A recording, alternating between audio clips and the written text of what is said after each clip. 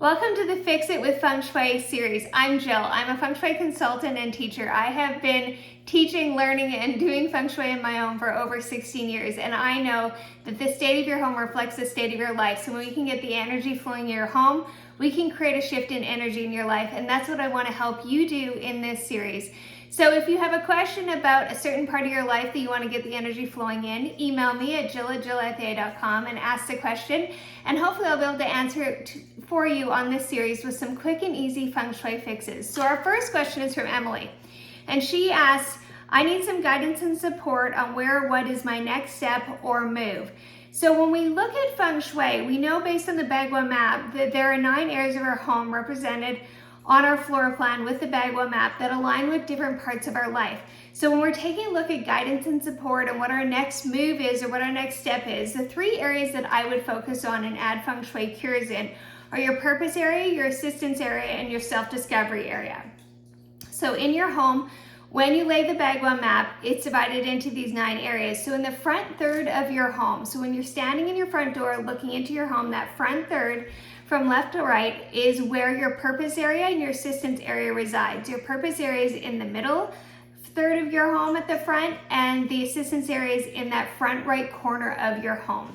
So what we want to do is we want to add specific cures to that area. So you add cures with an intention in mind. So if you're not sure what your next step or move is, obviously that's the question, what you do is add the cure with the intention of getting guidance, clarity on the situation and what you should be doing next. So in your purpose area, that front third in the middle, what you want to do is you want to add the color black. This is the color that aligns with the energy in this area. So you want to add enough black that it creates an energetic impact. So enough black would be the size of a poster board. And you'll see in this series, anytime I ask you to add a color, you want to add something that's at least that big as a poster board. And actually poster board is a great way to add color because you can hide it behind things, because the color doesn't need to be visible to vibrate with the energy that you need. In each area on the Bagwell Map, right, whether it's abundance, whether it's purpose, whether it's assistance, aligns with certain colors. There's primary colors and secondary colors and certain elements, and there's main elements and building elements. So in this case, we're just gonna either add a color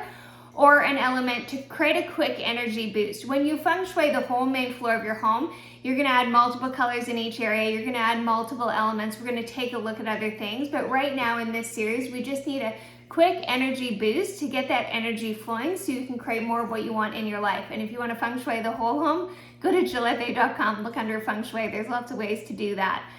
So we're gonna add the color black in the purpose area with your clear intention in mind, receiving guidance or intuition or like the next step showing up for you in your life.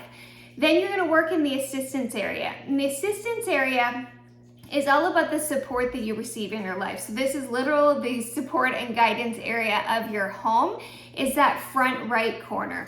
And in that particular area, it vibrates with the element of metal. So I want you to add some metal into that part of your home with your intention in mind of receiving guidance and support for what the next step is.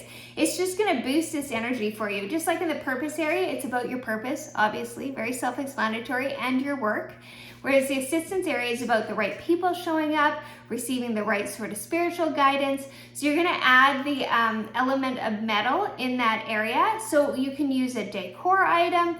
Metal can also be artwork of cityscapes and landscapes. You know, anything that's metal. If you don't have anything else and you're desperate, I was helping my daughter Feng Shui because something was happening in her life, and I'm like, put all your cookie sheets in the assistance area because we needed assistance fast, and they're metal. So I'm like, just put them there, and the tinfoil roll. So it doesn't have to be fancy to be an energetic cure, right? Typically what we use though is decor because it works, it energetically aligns with what it needs to, and it also looks good.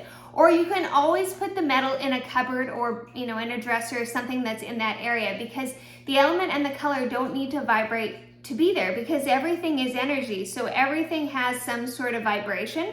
So it will be there whether it's visible to the eye or not. So you're gonna add some metal to the assistance area with the intention in mind of receiving support and guidance on what your next step and move is. And then the third and final area you're gonna work on to boost this energy is the self-discovery area. And it is actually the equal and opposite area to the purpose area. So it is in the middle of your home, the middle third of your home, like front to back. So it's actually the back third of your home in the middle. Okay, so it's directly opposite the purpose area. So from the front door, it's like the furthest wall of your home in the middle, okay, of your space. This is the self-discovery area. And in this area, it is all about personal growth. It is all about next steps. It's all about if you're looking for a change or something that you want to shift in your life, this is where you go. This is where you add either the color or the element. So in this case, I want you to add fire energy.